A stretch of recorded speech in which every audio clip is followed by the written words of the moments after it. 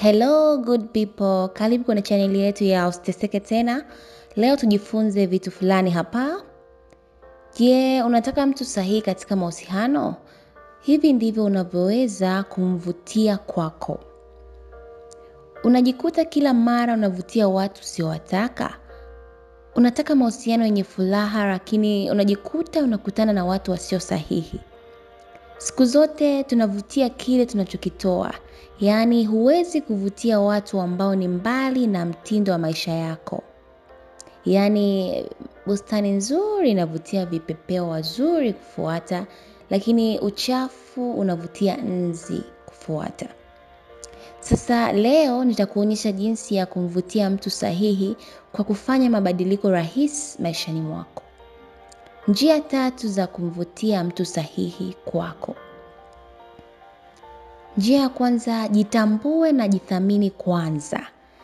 Kama hujithamini, utaishia kuvutia watu ambao hawatakuthamini pia. Lakini njia ya pili, jenga tabia zinazovutia mtu sahihi unayemtaka. Unataka mwenza mwaminifu, mchapakazi, mwenye maadili. Jiulize, je, wewe una tabia hizo? Na kama hauna, anza kujifunza kuwa na tabia hizo, kwa sababu mara nyingi huwa unavutia kile unachofanana nacho. Na kuna mfano nimeutoa hapo juu. Lakini njia ya 3, epuka mazingira yanayokuletea watu wasio sahihi. Unajikuta kwenye mahusiano mabaya mara kwa mara, lakini labda ni mahali unapokutana na watu hao au aina ya watu unaowapa nafasi. Namna ya kuwa ili umvutie mtu sahihi kwenye maisha yako.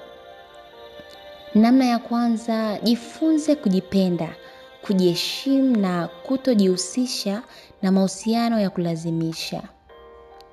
Lakini namna ya pili ya kusaidia ni badala ya kutafuta mtu sahihi, kuwa mtu sahihi kwanza.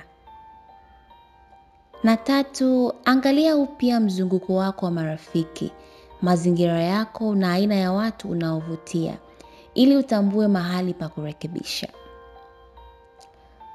Mwisho, mtu sahihi hatakuja kama muujiza. Unatakiwa kuwa tayari kumvutia. Anza kwa kujithamini, kujenga tabia zinazovutia na kuchagua mazingira sahihi. Usisahau kusubscribe, like, share na comments ili wa kwanza kupata video zetu punde tutakapozitoa.